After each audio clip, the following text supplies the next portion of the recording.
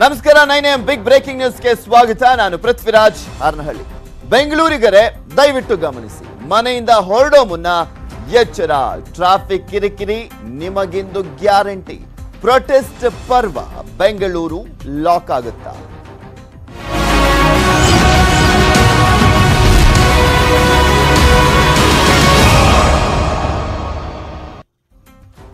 ಬೆಂಗಳೂರಿಗರಿಗೆ ಪ್ರತಿದಿನನೂ ಕೂಡ ಟ್ರಾಫಿಕ್ ಕಿರಿ ಇದ್ದಿದ್ದೆ, ಆದರೆ ಇವತ್ತು ಅದು ಡಬಲ್ ಆಗುವಂತ ಸಾಧ್ಯತೆ ಇದೆ. ಯಾಕೆ ಹೇಳ್ತಾ ಇದೀವಿ ಅಂದ್ರೆ, ಬೆಂಗಳೂರಿನ ಸೆಂಟ್ರಲ್ ಪಾರ್ಟ್ ಅಂದ್ರೆ ಅದು ಹೃದಯ ಭಾಗ ಅಂತ ಕರೆಸಿಕೊಳ್ಳುವಂಥದ್ದು. ಈ ಫ್ರೀಡಂ ಪಾರ್ಕು, ಮೆಜೆಸ್ಟಿಕ್ ಭಾಗ ಇದೆಲ್ಲ ಇದೆಯಲ್ಲ, ಇದೆಲ್ಲ ಹೃದಯ ಭಾಗ ಬೆಂಗಳೂರಿನದ್ದು.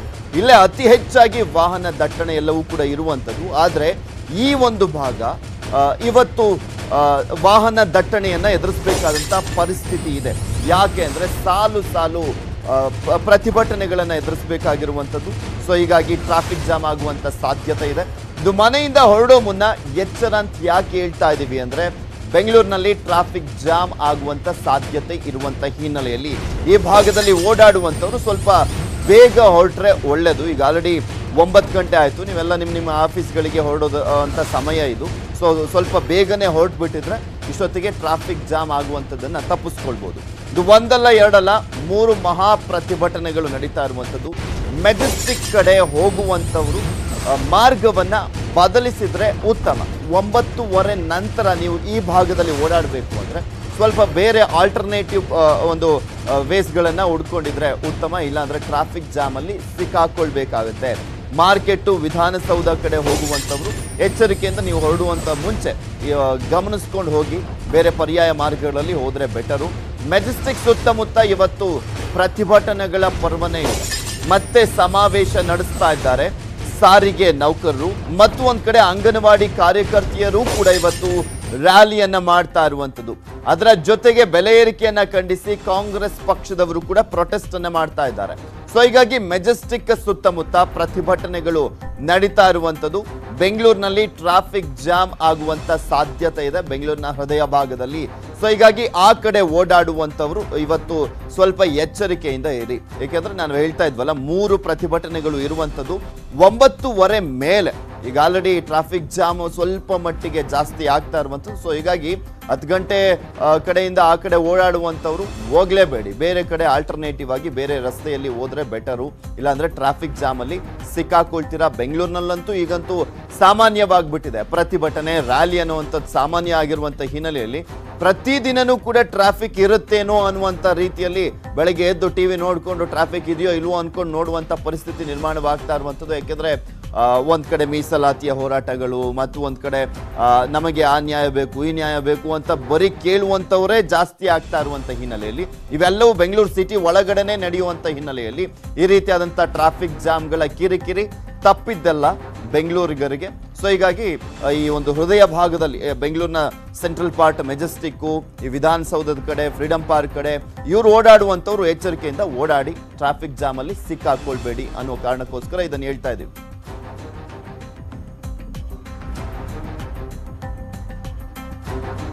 ಅಂಗನವಾಡಿ ಪ್ರೊಟೆಸ್ಟ್ ಕೂಡ ನಡೀತಾ ಇರುವಂಥದ್ದು. ಇದ್ರ ಬಗ್ಗೆ ಹೆಚ್ಚಿನ ಡೀಟೇಲ್ಸ್ ಅನ್ನ ನೀಡ್ತಾರೆ ನಮ್ಮ ಪ್ರತಿನಿಧಿ ಗಂಗಾಧರ್. ನೇರ ಸಂಪರ್ಕದಲ್ಲಿ ಜಾಯ್ನ್ ಆಗ್ತಾ ಇದ್ದಾರೆ. ಎಸ್ ಗಂಗಾಧರ್, ಅಂಗನವಾಡಿ ಕಾರ್ಯಕರ್ತೆಯರು ಮತ್ತೆ ಪ್ರತಿಭಟನೆಯನ್ನು ನಡೆಸಲಿಕ್ಕೆ ಮುಂದಾಗಿರುವಂಥದ್ದು. ಬಜೆಟ್ ಸಂದರ್ಭ ಬಂದಂತ ಸಂದರ್ಭದಲ್ಲಿ ಅಂಗನವಾಡಿ ಕಾರ್ಯಕರ್ತರೆಲ್ಲರೂ ಕೂಡ ಬೀದಿಗಿಳಿತಾರೆ. ಈಗ ಮತ್ತೊಮ್ಮೆ ಆ ಒಂದು ಬಿಸಿ ತಟ್ಟುವಂತ ಸಾಧ್ಯತೆ ಕಾಣಿಸ್ತಾ ಇದೆ. ಎಷ್ಟು ಜನ ಬರ್ತಾ ಇದ್ದಾರೆ, ಯಾವ ರೀತಿಯಾದಂತ ಒಂದು ರ್ಯಾಲಿಯನ್ನು ಹಮ್ಮಿಕೊಂಡಿದ್ದಾರೆ ಇವತ್ತು?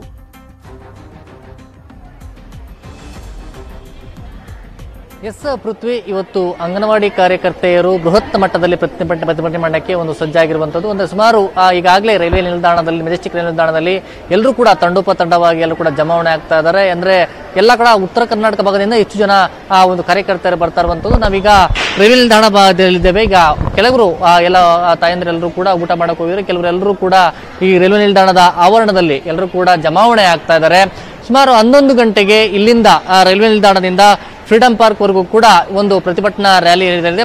ಫ್ರೀಡಂ ಪಾರ್ಕ್ ಬಳಿ ಹೋದ ನಂತರ ಅಲ್ಲಿ ಈ ಒಂದು ಏನು ವಿವಿಧ ಬೇಡಿಕೆಗಳನ್ನ ಸರ್ಕಾರ ಈಡೇರಿಸಬೇಕು ಅಂತ ಹೇಳಿ ಆ ಒಂದು ಹಕ್ಕೊತ್ತಾಯನವನ್ನು ಮಾಡ್ತಾ ಇರುವಂಥದ್ದು. ಸರ್ಕಾರ ಈಡೇರಿಸಲೇಬೇಕು, ನಾವು ಒಂದು ಧರಣಿಯನ್ನ ಮುಂದುವರಿಸ್ತೀವಿ ಅನ್ನೋ ನಿಟ್ಟಿನಲ್ಲಿ ಎಲ್ಲ ಮಾಡ್ತಾ ಇದ್ದಾರೆ. ಅಂದ್ರೆ ತಂಡೋಪತಂಡವಾಗಿ ಎಲ್ಲರೂ ಕೂಡ ಅಲ್ಲಲ್ಲಿ ಜಮಾವಣೆ ಆಗ್ತಾ ಇದ್ದಾರೆ. ಮತ್ತೊಂದು ಕಡೆ ಏನಂದ್ರೆ ಈಗ ಇನ್ನು ಜಯಮ್ಮ ಅನ್ನೋರ ನೇತೃತ್ವದಲ್ಲಿ ಈ ಒಂದು ಪ್ರತಿ AITUC ಸಹಾಯಕಿಯರು, ಅಂಗನವಾಡಿ ಕಾರ್ಯಕರ್ತರೆಲ್ಲರೂ ಕೂಡ ಇಲ್ಲಿ ಜಮಾವಣೆ ಆಗ್ತಾ ಇರುವಂತದ್ದು. ಸದ್ಯ 11 ಗಂಟೆಗೆ ಇಲ್ಲಿ ಈ ಒಂದು ಪ್ರತಿಭಟನಾ ರ್ಯಾಲಿ ಪ್ರಾರಂಭವಾಗಲಿರುವಂತದ್ದು. ಸದ್ಯ ಈಗ ಅಂಗನವಾಡಿ ಕಾರ್ಯಕರ್ತರಿದ್ದಾರೆ, ಅವರ ಪ್ರಮುಖ ಬೇಡಿಕೆಗಳೇನು ಅನ್ನೋದ್ರ ಬಗ್ಗೆ ಅವರನ್ನೇ ಮಾತಾಡಿಸ್ತೀನಿ. ಮೇಡಮ್, ಈಗ ಯಾವ ಭಾಗದಿಂದ ನೀವು ಬಂದಿರುವಂತದ್ದು ಮತ್ತೆ ನಿಮ್ಮ ಪ್ರಮುಖ ಬೇಡಿಕೆಗಳೇನು ಅಂತ? ಸರ್, ನಾವೆಲ್ಲರೂ ಬಂದಿರೋದು ಹಾವೇರಿಯಿಂದ ಸರ್. ಬಂದಿರೋ ಉದ್ದೇಶ ಏನು ಅಂತ ಹೇಳಿಬಿಟ್ರೆ, ಈಗ ನಮಗೆ ಈಗ ಅಂಗನವಾಡಿ ಇದ್ರೂ ಕೂಡ ಸರ್ಕಾರದವರು LKG UKG ಕ್ಲಾಸಸ್ ಪ್ರಾರಂಭ ಮಾಡ್ತಾ ಇದ್ದಾರೆ. ಅದೆಲ್ಲ ಯಾಕೆ ಮಾಡಬೇಕು? ಅವ್ರು ಮಾಡೋದು ನಾವೆಲ್ಲ ಮಾಡ್ತೀವಲ್ಲ, ನಮಗೆ ಅದನ್ನೆಲ್ಲ ಒದಗಿಸ್ಕೊಡೋದು ಇವ್ರು ಯೋಗ್ಯ. ಸುಮ್ಮನೆ ಈಗ ಅವ್ರಿಗೆ ಮಾಡಿಬಿಟ್ರೆ ನಾವೆಲ್ಲಿ ಹೋಗೋಣ? ಹಂಗಾದ್ರೆ ಇದು ಇಷ್ಟು ದಿನ ನಾವು 300 ರೂಪಾಯಿ ಪಗಾರದಿಂದ ದುಡಿದು ಬಂದದ್ದು ನಮಗೆಲ್ಲ ನಷ್ಟ ಆಗಲ್ವಾ? ಎಷ್ಟೊಂದು ಕಷ್ಟ. ಆಮೇಲೆ ಫೋನ್ ಬೇರೆ ಕೊಟ್ಟಿದ್ದಾರೆ. ಎಲ್ಲರೂ ಕಲ್ತವ್ರು ಇದ್ದಾರೆ, ಕಲೀಲಿಲ್ದವ್ರು ಇದ್ದಾರೆ. ಆ ಫೋನಲ್ಲಿ ಎಲ್ಲ ಮಾಡೋಂದ್ರೆ ಕೆಲಸನ ಹೆಂಗಾಗುತ್ತೆ? ಇನ್ನು ರಿಜಿಸ್ಟ್ರ್ ಕೊಡಿ, ನಾವು ಎಷ್ಟು ರಿಜಿಸ್ಟ್ರ್ ಕೊಟ್ಟರು ಬರೋಕ್ಕೆ ನಾವು ಓಕೆ, ಹೌದಿಲ್ರಿ? ಇದು ಒಂದು. ಆಮೇಲೆ ನಮಗೆಲ್ಲ ವೈದ್ಯಕೀಯ ಸೌಲಭ್ಯ ಬೇಕು. ಆಮೇಲೆ ಎಲ್ಲ ವೈದ್ಯಕೀಯ ನಾವು ರಜೆ ಹೋದರೆ ಕಾಯಿಲೆಗಳಿಂದ ನಾವು ನರಳ್ತಾ ಇದ್ರೆ ನಮಗೆ ರಜೆ ಬೇಕು. ರಜಾ ದಿನದಲ್ಲಿ ನಮ್ಮ ಪೇಮೆಂಟನ್ನು ಕಡಿತಗೊಳಿಸಬಾರ್ದು, ಇದು ಉದ್ದೇಶ. ಇಲ್ಲ, ಪ್ರಮುಖವಾಗಿ ನೀವೆಲ್ಲ ಕೂಡ ಹಾವೇರಿ ಭಾಗದಿಂದ ಬಂದಿರೋದು, ಅದು ಪಿಂಚಣಿ ಕೊಡಬೇಕು, COVID-19 ಪರಿಹಾರ ಕೊಡಬೇಕು, ನಮ್ಮ ಪ್ರಮುಖ ಬೇಡಿಕೆ ಆಗಿದೆ. ಹಾನ್ರಿ, COVID-19 ಒಳಗೆ ಕೆಲಸ ಮಾಡಿ ಎಷ್ಟೊಂದು ಜನ ಟೀಚರ್ಸ್ ಮರಣ ಹೊಂದಿದ್ರು, ಅವ್ರಿಗೆ ಇನ್ನೂ ಪರಿಹಾರಧನ ಕೊಟ್ಟಿಲ್ಲ. 30 ಲಕ್ಷ ಕೊಡ್ತೇವೆ, ಅಷ್ಟು ಲಕ್ಷ ಕೊಡ್ತೇವೆ ಅಂತ ಹೇಳಿಬಿಟ್ಟು ಇವತ್ತಿಗೂ ಯಾವ ಲಕ್ಷನೂ ಕೊಟ್ಟಿಲ್ಲ. ಅವ್ರ ಪಾಪ ಕುಟುಂಬದವ್ರು ಏನ್ ಮಾಡ್ಬೇಕ್ರಿ? ಇವಾಗ ಸಣ್ಣ ಮಕ್ಕಳು ಬಿಟ್ಟು ಸತ್ತೋಗ್ಬಿಟ್ರು, ಪಿಂಚಣಿ ಹಣ ಬೇಕು ನಮಗೆ ಅಂತ ಹೇಳಿ ಜನ ಸೇರ್ತಾ ಇದ್ರಿ ಮೇಡಮ್ ಈ ಪ್ರತಿಭಟನೆಯಲ್ಲಿ. ಯಾರು ಒಂದು ನೇತೃತ್ವ ವಹಿಸಿರೋದು? ನಮ್ಮ ಭಾಗದಿಂದ ಹೊನ್ನಪ್ಪ ಅಂತ ಹೇಳಿ ಸರ್, ಅವರ ನೇತೃತ್ವದಲ್ಲಿ ನಾವು. ಎಸ್ ಪೃಥ್ವಿರಾಜ್, ಅಂದ್ರೆ ನಮಗೆ ವಿವಿಧ ಪಿಂಚಣಿ ಹಣ ಆಗಿರ್ಬೋದು, COVID-19 ಪರಿಹಾರ ಧನವಾಗಿರುವಂಥದ್ದು, ಅದಲ್ಲದೆ ಏನು ಒಂದು ಸಹಾಯಧನವನ್ನ ಕೊಡಲೇಬೇಕು ಅನ್ನೋ ನಿಟ್ಟಿನಲ್ಲಿ ಈಗ ಏನು ಅಂಗನವಾಡಿ ಕಾರ್ಯಕರ್ತರು ಒಂದು ಬೇಡಿಕೆಯನ್ನು ಇಟ್ಟಿರುವಂಥದ್ದು. ನಾವು ಈ ಒಂದು ಬೇಡಿಕೆಗಳನ್ನ ಈಡೇರಿಸುವವರೆಗೂ ನಾವು ಪ್ರತಿಭಟನೆಯನ್ನ ಮುಂದುವರಿಸ್ತೀವಿ ಅಂತ ಹೇಳಿ ಈಗ ಸದ್ಯ ಎಲ್ಲ ಹೇಳ್ತಾ ಇದ್ದಾರೆ. ಸದ್ಯ 11 ಗಂಟೆಗೆ ಒಂದು ಮೆಜೆಸ್ಟಿಕ್ನ ರೈಲ್ವೆ ನಿಲ್ದಾಣದಿಂದ ಈ ಒಂದು ಪ್ರತಿಭಟನಾ ರ್ಯಾಲಿ ಪ್ರಾರಂಭವಾಗಲಿದೆ. Prithviraj, okay, thank you Gangadhar ನಿಮ್ಮೆಲ್ಲ ಡೀಟೇಲ್ಸ್ಗಾಗಿ. ಅಂಗನವಾಡಿ ಕಾರ್ಯಕರ್ತೆಯರ ಪ್ರತಿಭಟನೆಗೆ ವೇದಿಕೆ ರೆಡಿ ಆಗ್ತಾ ಇದ್ದಾರೆ, ನಿಧಾನಕ್ಕೆ ಬರ್ತಾ ಇದ್ದಾರೆ ಅಂಗನವಾಡಿ ಕಾರ್ಯಕರ್ತೆಯರು. ಇನ್ನು ಅವರು ಹೇಳಿದ ರೀತಿಯಲ್ಲಿ ತುಂಬಾ ಸಾಕಷ್ಟು ಸಂಖ್ಯೆಯಲ್ಲಿ ಇನ್ನು ಬಂದಿಲ್ಲ, ನೋಡೋಣ ಯಾವ ರೀತಿಯಾಗಿ ಬರ್ತಾರೆ ಅಂತ.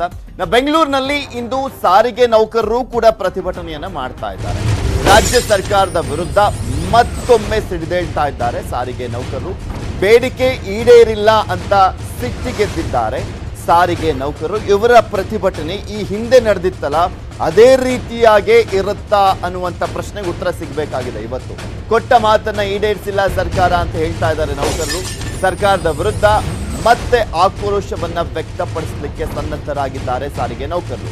ಮೌರ್ಯ ವೃತ್ತದಲ್ಲಿ ಸಾರಿಗೆ ನೌಕರರು ಮುಷ್ಕರವನ್ನ ಮಾಡಿರುವಂಥದ್ದು. BMTC, KSRTC ಸೇರಿದಂತೆ 4 ಸಾರಿಗೆ ನಿಗಮದ ನೌಕರರು ಭಾಗಿಯಾಗ್ತಾ ಇದ್ದಾರಂತೆ.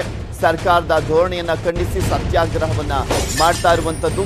BMTC, KSRTC ಸಂಚಾರದಲ್ಲಿ ವ್ಯತ್ಯಯ ಆಗುತ್ತಾ, ಆ ಸಾಧ್ಯತೆ ಇದೆಯಾ ಅನ್ನೋದ್ರ ಬಗ್ಗೆ ನಮ್ಮ ಪ್ರತಿನಿಧಿ ಕಂಪ್ಲೀಟ್ ಆದಂತ ಡೀಟೇಲ್ಸ್ ಅನ್ನ ನಿಮ್ಮ ಮುಂದೆ ಇಡ್ತಾ ಹೋಗ್ತಾರೆ. ಯಾಕಂದ್ರೆ ಸಾರಿಗೆ ನೌಕರರು ಪ್ರತಿಭಟನೆಯನ್ನ ಮಾಡ್ತಾರೆ ಅಂದ್ರೆ ಸಹಜವಾಗಿ ಭಯ ಇರುತ್ತೆ. ಅಂದ್ರೆ ಈ ಒಂದು ಗೌರ್ಮೆಂಟ್ ಸಾರಿಗೆ ವೆಹಿಕಲ್ಸ್ ಗಳನ್ನ ಯೂಸ್ ಮಾಡುವಂತವ್ರಿಗೆ. ಸೊ ಹೀಗಾಗಿ ಯಾವ ರೀತಿಯಾಗಿರುತ್ತೆ ಪ್ರತಿಭಟನೆ ಅನ್ನುವಂಥದ್ದಕ್ಕೆ ಕಂಪ್ಲೀಟ್ ಆದಂತ ಡೀಟೇಲ್ಸ್ ಅನ್ನ ನೀಡ್ತಾರೆ ನಮ್ಮ ಪ್ರತಿನಿಧಿ ಶರಣು ಹಂಪಿ. ನೇರ ಸಂಪರ್ಕದಲ್ಲಿ ಜಾಯ್ನ್ ಆಗ್ತಾ ಇದ್ದಾರೆ. ಎಸ್ ಶರಣು ಹಂಪಿ, ಈ ಹಿಂದೆ ದೊಡ್ಡ ಮಟ್ಟದಲ್ಲೇ ಬಿಸಿ ಮುಟ್ಟಿಸಿದ್ರು ಸರ್ಕಾರಕ್ಕೆ ಸಾರಿಗೆ ನೌಕರರು. ಈಗ ಮತ್ತೊಮ್ಮೆ ಧರಣಿ ಸತ್ಯಾಗ್ರಹವನ್ನ ಮಾಡಲಿಕ್ಕೆ ಮುಂದಾಗ್ತಾ ಇರುವಂತದ್ದು. ಈಗ ಯಾವ ರೀತಿಯಾಗಿ ನಡೆಯುತ್ತೆ ಈ ಒಂದು ಪ್ರತಿಭಟನೆ, ಯಾರು ಭಾಗಿಯಾಗ್ತಾ ಇದ್ದಾರೆ? ಎಲ್ಲ ಸಾರಿಗೆ ನೌಕರರು ಕೂಡ ಒಗ್ಗಟ್ಟನ್ನ ಪ್ರದರ್ಶನ ಮಾಡ್ತಾ ಇದ್ದಾರಾ, ಅಥವಾ ಬರೀ ಇವತ್ತು ವೀಕ್ ಆಫ್ ಇರುವಂತವ್ರು ಅಥವಾ ರಜೆ ಇರುವಂತವ್ರು ಇವ್ರು ಮಾತ್ರ ಬಂದು ಭಾಗಿಯಾಗ್ತಾ ಇದ್ದಾರೆ?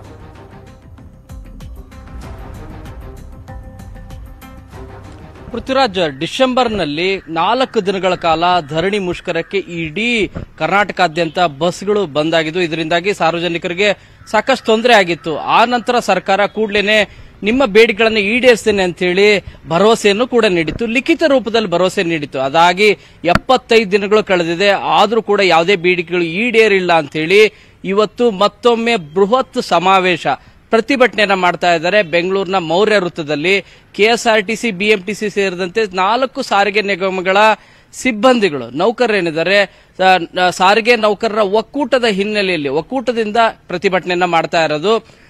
ಗೌರವಾಧ್ಯಕ್ಷ ಕೋಡಿಹಳ್ಳಿ ಚಂದ್ರಶೇಖರ್, ಅಧ್ಯಕ್ಷ ಚಂದ್ರಶೇಖರ್ ನೇತೃತ್ವದಲ್ಲಿ ಜರುಗುವಂತ ಈ ಪ್ರತಿಭಟನೆಗೆ ಬಿಎಂಟಿಸಿ, ಕೆಎಸ್ಆರ್ಟಿ ಸೇರಿದಂತೆ 4 ನಿಗಮಗಳ ಯಾರ್ಯಾರು ರಜೆ ತೆಗೆದುಕೊಂಡು ಹೋಗಿರ್ತಾರೆ, ನೈಟ್ ಶಿಫ್ಟ್ ಮುಗಿಸ್ಕೊಂಡು ಬಂದಿರ್ತಾರೆ ಮತ್ತು ಸೆಕೆಂಡ್ ಶಿಫ್ಟ್ ಇರೋರು ಕೂಡ ಎಲ್ಲರೂ ಕೂಡ ಭಾಗಿಯಾಗ್ತಾರೆ. ಅಂದ್ರೆ ಸಾರ್ವಜನಿಕರಿಗೆ, ಪ್ರಯಾಣಿಕರಿಗೆ ಯಾವುದೇ ರೀತಿಯಾದಂತಹ ತೊಂದರೆ ಆಗದೇ ಇರೋ ರೀತಿಯಾಗಿ ನಾವು ಪ್ರತಿಭಟನೆ ಮಾಡ್ತೇವೆ ಅಂತ ಹೇಳಿ ಸಂಘಟಕರು ಹೇಳ್ತಾ ಇದ್ದಾರೆ. ಆದ್ರೆ ಕೆಲವರು ಅಂದ್ರೆ ಬಿಎಂಟಿಸಿಯ ನೌಕರರು ಕೂಡ ಪ್ರತಿಭಟನೆಗೆ ಭಾಗವಹಿಸೋದ್ರಿಂದ ಕೆಲವರು ಭಾಗವಹಿಸ್ತಾರೆ. ಯಾಕಂದ್ರೆ ಪ್ರತಿಭಟನೆಯ ಕಿಚ್ಚು ಯಾವ ರೀತಿಯಾಗಿ ಹೋಗುತ್ತೆ ಅನ್ನೋದು ಪ್ರತಿಭಟನೆ 11 ಗಂಟೆಗೆ ಆರಂಭ ಆಗುತ್ತೆ. 11 ಗಂಟೆ ನಂತರ ಎಷ್ಟು ಜನ ಸೇರ್ತಾರೆ ಅನ್ನೋದ್ರ ಮೇಲೆ ಸಾರಿಗೆ ವಾಹನಗಳ ಪರಿಸ್ಥಿತಿ ಹೇಗಿದೆ ಮತ್ತು ಅವುಗಳ ಎಲ್ಲರೂ ಕೂಡ ಆನ್ ಡ್ಯೂಟಿಯಲ್ಲಿ ಇದ್ದವ್ರು ಏನಾದರೂ ಪ್ರತಿಭಟನೆಗೆ ಭಾಗಿಯಾಗ್ತಾರ ಅನ್ನೋದ್ರ ಬಗ್ಗೆನೂ ಕೂಡ ಇನ್ನೂ ಖಚಿತತೆ ಇಲ್ಲ. ಆದ್ರೆ ಸಂಘಟಕರು ಹೇಳ್ತಾ ಇರೋದು ಇವತ್ತು ಒಂದು ದಿನಕ್ಕೆ ಮಾತ್ರ ಪ್ರತಿಭಟನೆಯನ್ನು ಮಾಡ್ತೀವಿ, ಯಾರು ರಜೆ ಇರ್ತದೆ ಅವ್ರು ಮಾತ್ರ ಪ್ರತಿಭಟನೆಯಲ್ಲಿ ಭಾಗವಹಿಸ್ತಾರೆ, ಸೆಕೆಂಡ್ ಶಿಫ್ಟ್ ಇದ್ದವರು ಕೂಡ ಭಾಗವಹಿಸ್ತಾರೆ, ನೈಟ್ ಶಿಫ್ಟ್ ಇದ್ದರು, ಹೀಗೆ ಯಾರು ರಜೆಗಳಿರ್ತದೆ ಮತ್ತೆ ಶಿಫ್ಟ್ ವೈಸ್ ಯಾರು ಇರ್ತಾರೆ ಅವ್ರು ಮಾತ್ರ ಅನುಕೂಲ ಇದ್ದಂತವ್ರು ಪ್ರತಿಭಟನೆಗೆ ಭಾಗಿಯಾಗ್ತಾರೆ ಅಂತ ಹೇಳ್ತಾ ಇದ್ದಾರೆ. ಸೊ ಈ ಹಿನ್ನೆಲೆಯಲ್ಲಿ ಒಟ್ಟು 9 ಪ್ರಮುಖ ಬೇಡಿಕೆಗಳನ್ನ ಇಟ್ಕೊಂಡು ಪ್ರತಿಭಟನೆಯನ್ನ ಮಾಡ್ತಾ ಇರೋದು. ಯಾಕಂದ್ರೆ ಸರ್ಕಾರ ಲಿಖಿತ ರೂಪದ ಭರವಸೆಯನ್ನು ನೀಡಿದ್ರು ಕೂಡ ಇದುವರೆಗೂ ಯಾವೂ ಕೂಡ ಅನುಷ್ಠಾನ ಆಗಿಲ್ಲ. HRMS ಇಂದ ಹಿಡಿದು 6ನೇ ವೇತನ ಆಯೋಗದಿಂದ ಹಿಡಿದು ಪ್ರತಿಯೊಂದು ಏನು ಸಾರಿಗೆ ನೌಕರರಿಗೆ ಆಗ್ತಿರುವಂತಹ ಕಿರುಕುಳ ಮತ್ತು ಇವುಗಳ ಹಲ್ಲೆ ಇವುಗಳೆಲ್ಲವನ್ನು ಕೂಡ ಮತ್ತು ಅವ್ರ ಮೇಲೆ ಹಾಕಿರುವಂತಹ ಕೇಸ್ಗಳು ಎಲ್ಲವನ್ನು ಕೂಡ ವಾಪಸ್ ಪಡಿಬೇಕಂತೇಳಿ ಸರ್ಕಾರದ ವಿರುದ್ಧ ಸಾರಿಗೆ ನೌಕರರು ಪ್ರತಿಭಟನೆಯನ್ನು ಮಾಡ್ತಾ ಇದ್ದಾರೆ.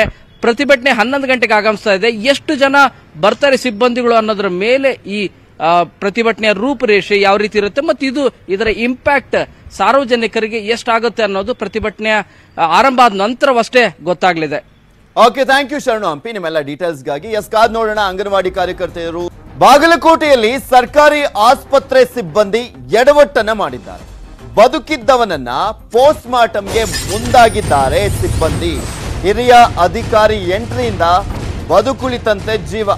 ಸ್ಕೂಟಿ ಅಪಘಾತದಲ್ಲಿ ಗಾಯಗೊಂಡಿದ್ದ ಶಂಕರ ಗೊಂಬಿ ಎಂಬಾತ ಮೊದಲು ಖಾಸಗಿ ಆಸ್ಪತ್ರೆಗೆ ದಾಖಲಾಗಿದ್ದ ಆ ಗಾಯಾಳು ಬದುಕುಳಿಯುವಂತ ಸಾಧ್ಯತೆ ಇಲ್ಲ ಅಂತ ಹೇಳಿದ್ರು ಖಾಸಗಿ ಆಸ್ಪತ್ರೆಯ ವೈದ್ಯರು. ಆತ ಬದುಕುಳಿಯುವಂತ ಸಾಧ್ಯತೆ ಇಲ್ಲ ಅಂತ ಹೇಳಿ ಕಳಿಸಿದ್ದಾರೆ ಖಾಸಗಿ ಆಸ್ಪತ್ರೆಯ ವೈದ್ಯರು ಮೊದಲು ಅಲ್ಲಿ ಸೇರಿಸಿದಂತ ಸಂದರ್ಭದಲ್ಲಿ. ಸೊ ಹೀಗಾಗಿ ಆಂಬ್ಯುಲೆನ್ಸ್ ನಲ್ಲಿ ಶಿಫ್ಟ್ ಮಾಡುವಂತ ಸಂದರ್ಭದಲ್ಲಿ ಸಾವನ್ನಪ್ಪಿದ್ದಾಗಿ ಮಾಹಿತಿಯನ್ನ ನೀಡಲಾಗಿದೆ. ಮಹಾಲಿಂಗಪುರದ ಸರ್ಕಾರಿ ಆಸ್ಪತ್ರೆಗೆ ಶಿಫ್ಟ್ ಮಾಡಿದ್ರು ಸಂಬಂಧಿಕರು. ಖಾಸಗಿ ಆಸ್ಪತ್ರೆಯಿಂದ ಸರ್ಕಾರಿ ಆಸ್ಪತ್ರೆಗೆ ಶಿಫ್ಟ್ ಮಾಡ್ತಾರೆ, ಆದ್ರೆ ಆಂಬ್ಯುಲೆನ್ಸ್ ನಲ್ಲೇ ಶಿಫ್ಟ್ ಮಾಡುವಂತ ಸಂದರ್ಭದಲ್ಲಿ ಸಾವನ್ನಪ್ಪಿದ್ದಾರೆ ಇವರು ಅಂತ ಹೇಳಿದ್ದಾರೆ. ಮೃತಪಟ್ಟಿದ್ದಾನೆ ಅಂತ ಮಹಾಲಿಂಗಪುರಂ ಆಸ್ಪತ್ರೆ ಶವಾಗಾರಕ್ಕೆ ರವಾನೆ ಮಾಡಲಾಗಿದೆ. ಆತನನ್ನ ಪೋಸ್ಟ್ ಮಾರ್ಟಮ್ ಮಾಡಲಿಕ್ಕೆ ಸಜ್ಜಾಗಿದ್ರು ಆಸ್ಪತ್ರೆ ಸಿಬ್ಬಂದಿ. ಹಿಂದೆ ಮುಂದೆ ಏನು ನೋಡ್ಲಿಲ್ಲ. ಓಕೆ, ಸತ್ತೋಗಿದ್ದಾನ, ಪೋಸ್ಟ್ ಮಾರ್ಟಮ್ ಮಾಡ್ಬಿಡೋಣ ಅಂತ ರೆಡಿ ಆಗ್ಬಿಟ್ಟಿದ್ದಾರೆ.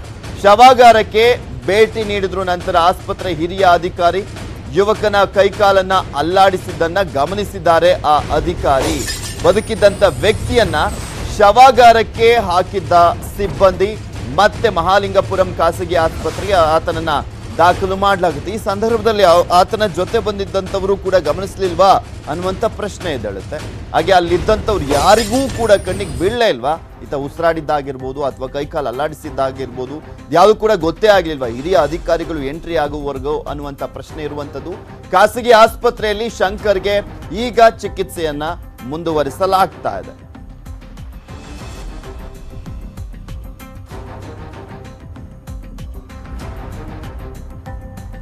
ಇನ್ನು ಈ ಕುರಿತಂತೆ ಮಾತಾಡ್ಲಿಕ್ಕೆ ನಮ್ಮ ಜೊತೆ GS ಗಲಗಲಿ ಅವರು ಜಮಖಂಡಿ ತಾಲೂಕು ಆಸ್ಪತ್ರೆಯ ವೈದ್ಯರು ದೂರವಾಣಿ ಸಂಪರ್ಕದಲ್ಲಿದ್ದಾರೆ. ನಮಸ್ಕಾರ ಸರ್. ನಮಸ್ಕಾರ ಸರ್, ನೀವೇ ಗಮನಿಸಿದ್ದ? ಹಾ ಸರ್. ಸರ್, ಎಷ್ಟು ಜನ ಇದ್ರು ಸರ್ ಕರ್ಕೊಂಡ್ ಬಂದಾಗ? ಅವ್ರಿಗೆ ಯಾರಿಗೂ ಗೊತ್ತೇ ಆಗ್ಲಿಲ್ವಾ? ಇದ್ರು ಸರ್, ಆಂಬುಲೆನ್ಸ್ ಒಳಗೆ ಕರ್ಕೊಂಬಂದ್ರು ಸರ್ ಬೆಳಗಾವಿ ಲೇಕ್ಯೂರ್ ಹಾಸ್ಪಿಟಲ್ ಇಂದ. ಅವರೆಲ್ಲ ಜನ ಮಾಬ್ ಒಳಗೆ ಬಹಳ ಜನ ಇದ್ರು. ತಗೊಂಡ್ಬಂದು ಅದನ್ನ ನಾನು ಆಮೇಲೆ ಸೀದಾ PM ರೂಮಿಗೆ ತಗೊಂಡ್ ಹೋಗಿದ್ರು ಸರ್ ಅವರು. ಓಕೆ, ಅಂದ್ರೆ ಈ ಖಾಸಗಿ ಆಸ್ಪತ್ರೆಯಿಂದ ಕರ್ಕೊಂಡ್ಬಂದು ಸೀದಾ ಆ ಪೋಸ್ಟ್ ಮಾರ್ಟಮ್ ರೂಮ್ಗೆ ಕರ್ಕೊಂಡು ಹೋಗ್ಬಿಟ್ಟಿದ್ದಾರೆ. ಜನ ಎಲ್ಲ ಸತ್ತು ಹೋಗಿದಾನ ಅಂತ ತಿಳ್ಕೊಂಡು ಒಳಗೆ ಹೋಗಿದ್ದಾರೆ ಸರ್. ಅವ್ರು ಹೆಂಗ್ ತಿಳ್ಕೊಂಡಿದ್ದು ಜನಗಳು? ಅಂದ್ರೆ ಅಲ್ಲಿರೋ ವೈದ್ಯರು ಯಾರಾದ್ರೂ ಹೇಳಿದ್ರಂತ ಸರ್ ಖಾಸಗಿ ಆಸ್ಪತ್ರೆಯವರು? ಹಾ ಹೇಳಿದಾರ ಸರ್, ಡೆತ್ ಆಗಿದೆ, ವೆಂಟಿಲೇಟರ್ ಅಂಬು ಬ್ಯಾಗ್ ಹಾಕಿದ್ರು ಅವನಿಗೆ, ವೆಂಟಿಲೇಟರ್ ಮೇಲೆ ಅದು ತೆಗೆದ್ರೆ ಅವ್ನ ಜೀವ ಹೋಗುತ್ತೆ ಅಂತ ಹೇಳಿದ್ರಂತೆ ಅವರು. ಸೊ ಅವರು ಸತ್ಯದ ಈಗ ಅಂತ ಹೇಳಿ PM ರೂಮಿಗೆ ನನಗೆ PM ಸಲುವಾಗಿ ಫೋನ್ ಮಾಡಿದ್ರು. ನಾವು PM ಸಲುವಾಗಿ ಪೋಸ್ಟ್ ಮಾರ್ಟಮ್ ಮಾಡ್ಬೇಕಂತ ಹೋಗಿದ್ದೆ ಅಲ್ಲಿ. ಸೊ ಆಮೇಲೆ ಅದು PM ರೂಮಿಗೆ ತಗೊಂಡ್ ಬಂದಿದ್ದಾರೆ ಅವರು. ತಗೊಂಡ್ಬಂದ್ರೆ ನಾನು ನೋಡ್ತೀನಿ, ಎಕ್ಸಾಮಿನ್ ಮಾಡಿ ವೆಂಟಿಲೇಟರ್ ತೆಗದೆ, ಅಂಬು ಬ್ಯಾಗು ತೆಗದೆ ಅವನು ಪೂರ ತೆಗೆದು ಆಮೇಲೆ ಎಕ್ಸಾಮಿನ್ ಮಾಡಿ ನೋಡಿದಾಗ ಅವ್ನಿಗೆ ಜೀವಂತ ಐತಿ, ಇನ್ನು ಹಾರ್ಟ್ ಬೀಟ್ ಇದೆ, ಆಮೇಲೆ ಕೈ ಮೂವ್ಮೆಂಟ್ ಮಾಡ್ತಾ ಇದ್ದ ಅವನು. 2 ಸಲ ನನ್ನ ಹತ್ರನೇ ಕೈ ಮೂವ್ಮೆಂಟ್ ಮಾಡಿದ, ರೆಸ್ಪಿರೇಷನ್ ಇದೆ, ಆಮೇಲೆ ಹೊಟ್ಟೆ ಒಳಗಡೆ ಸೌಂಡ್. ನೀವು ಪೋಸ್ಟ್ ಮಾರ್ಟಮ್ ಮಾಡ್ಬೇಕು ಅಂತ ಹೋದಂತವ್ರು ಆ ಮಾಹಿತಿ? ಹಾ ಸರ್, ಹಾ ಪೋಸ್ಟ್ ಮಾರ್ಟಮ್ ಮಾಡ್ಬೇಕಂತ ಹೋದವ್ ನನ್ ಮಾಹಿತಿ. ನನ್ಗೆ ಅಲ್ಲಿ ಪಬ್ಲಿಕ್ ಅವರು ಫೋನ್ ಹಚ್ಚಿ ಅವ್ರು ಇದಾರಲ್ಲ ಗೊಂಬಿ ಅವರು, ಅವರೇ ಫೋನ್ ಹಚ್ಚಿದ್ರು. ಆಸ್ಪತ್ರೆ ಅವ್ರದ್ದು ಯಾವುದೇ ರೀತಿಯಾದಂತ ತಪ್ಪಿಲ್ಲ? ಇಲ್ಲ ಇಲ್ಲ ಸರ್, ನಮ್ದು ಅವರೇ ಸೀದಾ ಆತನನ್ನ ಖಾಸಗಿ ಆಸ್ಪತ್ರೆಗೆ ಅಡ್ಮಿಟ್ ಮಾಡಿದಂತವ್ರೆ ಸೀದಾ ಪೋಸ್ಟ್ ಮಾರ್ಟಮ್ ರೂಮಿಗೆ ಕರ್ಕೊಂಡ್ ಬಂದಿದ್ದಾರೆ. ಹಾ, ಸೀದಾ ಅವ್ರು ಆಸ್ಪತ್ರೆಗೆ ಕರ್ಕೊಂಡ್ ಸರ್. ಆಕ್ಚುಲಿ ಆಸ್ಪತ್ರೆಗೆ ಕರ್ಕೊಂಡ್ ಬಂದಾಗ ಯಾರೋ ಅವ್ರಿಗೆ ಹೇಳಿದ್ರಂತೆ, ಡೆತ್ ಆಗಿದೆ, ಸೀದಾ PM ರೂಮಿಗೆ ಹೋಗ್ಬಿಟ್ರಿ ಅಂತ. ಸೊ ಹೇಳಿದಾಗ ಅವರು ನನಗೆ ಮಾಪ್ ಒಳಗೆ ನನಗೆ ಒಳಗಡೆ ಹೋಗ್ಲಿಕ್ಕೆ ಕೊಡ್ಲಿಲ್ಲ ಅವ್ರು. ಏನಾಗಿತ್ತು? ಅವ್ನಿಗೆ ಆಕ್ಸಿಡೆಂಟ್ ಆಗಿತ್ತು ಸರ್, ಅದು ಮೋಟರ್ ಸೈಕಲ್ ತಗೊಂಡು ಹೋದಾಗ ಆಕ್ಸಿಡೆಂಟ್ ಆಗಿತ್ತು ಅವನಿಗೆ. ಸೊ ಬೆಳಗಾವಿಗೆ ರೆಫರ್ ಮಾಡಿದ್ರಂತ ಅಲ್ಲಿ ಮಾಲಿಂಗ್ಪುರ ಆಸ್ಪತ್ರೆಯವರು. ಸೊ ಅಲ್ಲಿಂದ ಅವರು ಬೆಳಗಾವಿ ಲೇಕ್ಯೂದಾಗ ಅಡ್ಮಿಟ್ ಇದ್ದ ಅವನು. ಕ್ರಿಟಿಕಲ್ ಆಗಿತ್ತ ಸರ್? ಹಾ, ಕಂಡೀಷನ್ ಕ್ರಿಟಿಕಲ್ ಇದೆ, ಡೆತ್ ಆಗಿದೆ, ಅವನು ಉಳಿಯಲ್ಲ. ಆಮೇಲೆ ಈಗ ಆಲ್ಮೋಸ್ಟ್ ಅವ್ನು ವೆಂಟಿಲೇಟರ್ ತೆಗೆದ್ರೆ ಸತ್ ಹೋಗ್ತಾನೆ ಅಂತ ಹೇಳಿದ್ದಾರೆ ಅವರು. ಸೊ ವೆಂಟಿಲೇಟರ್ ಮೇಲೆ ತಗೊಂಡ್ ಬರ್ತಾ ಇದಾರೆ, ದಾರಿ ಒಳಗ ನಾವು ಸತ್ತ. ಈಗ ಆತ ಬದುಕಿದಾನೆ ಅಂತ ಗೊತ್ತಾಯ್ತಲ್ಲ, ನಿಮ್ಮ ಆಸ್ಪತ್ರೆಯಲ್ಲಿ ಆತನಿಗೆ ಟ್ರೀಟ್ಮೆಂಟ್ ಕೊಡುವಂತ ಸೌಲಭ್ಯ ಇರ್ಲಿಲ್ವಾ? ಅದಕ್ಕೆ ನೀವು ಬೇರೆ ಕಡೆ ಕಳ್ಸಿದ್ರ? ಹಾ ಸರ್, ಯಾಕಂದ್ರೆ ICUದಾಗ ಇಡ್ಬೇಕಾಗತ್ತಲ್ಲ ಸರ್, ಬ್ರೈನ್ ಇಲ್ಲ ಜಮಖಂಡಿ ಆಸ್ಪತ್ರೆ. ಹಾ ಸರ್, ಮಾಲಿಂಗ್ಪುರ ಆಸ್ಪತ್ರೆ ಸರ್ ಅದು. Okay okay okay, thank you sir, thank you. News 18 ಜೊತೆ ಒದ್ದಾಡ್ತಾ ಇದ್ರು ಕೂಡ ಆಸ್ಪತ್ರೆ ಸಿಬ್ಬಂದಿ ನಿರ್ಲಕ್ಷ್ಯವನ್ನ ವಹಿಸಿದ್ದಾರೆ. ಆಸ್ಪತ್ರೆ ಬಾಗಿಲು ತೆರೆದಿಲ್ಲ ಸಿಬ್ಬಂದಿ, ಬಯಲಿನಲ್ಲೇ ಹೆರಿಗೆಯನ್ನ ಮಾಡುವಂತ ಪರಿಸ್ಥಿತಿ ನಿರ್ಮಾಣವಾಗಿತ್ತು. ಅದು ಕೊಪ್ಪಳದ ಕನಕಗಿರಿ ಸಮುದಾಯದ ಆರೋಗ್ಯ ಕೇಂದ್ರದಲ್ಲಿ ನಡೆದಿರುವಂತ ಒಂದು ಘಟನೆ ಇದು. ಆರೋಗ್ಯ ಕೇಂದ್ರ, ಸಮುದಾಯ ಆರೋಗ್ಯ ಕೇಂದ್ರ ಅದು. ಆರೋಗ್ಯ ಕೇಂದ್ರದಲ್ಲಿ ಬೆಳ್ಳಂಬೆಳಗ್ಗೆ ಹೆರಿಗೆಗೆ ಬಂದ್ರೂ ಕೂಡ ಬಾಗಿಲು ತೆರೆದಿಲ್ಲ ಸಿಬ್ಬಂದಿ. ಆಸ್ಪತ್ರೆ ಮುಂದೆನೆ ಹೆಣ್ಣು ಮಗುವಿಗೆ ಜನ್ಮವನ್ನ ನೀಡಿದ್ದಾಳೆ ಮಹಿಳೆ. ಯಾಕೆಂದ್ರೆ ಇಲ್ಲಿ ಕೆಲವೊಂದು ಆಸ್ಪತ್ರೆಗಳು ಓಕೆ ಜನರಲ್ ಶಿಫ್ಟ್ ಅಲ್ಲಿ ಓಪನ್ ಆಗ್ತವೆ, ಹೆರಿಗೆ ಆ ಒಂದು ಡಿಪಾರ್ಟ್ಮೆಂಟ್ ಇದೆಯಲ್ಲ, ಬಟ್ ಅದು ಯಾವಾಗ್ಲೂ ಕೂಡ 24/7 ಓಪನ್ ಇರಬೇಕು.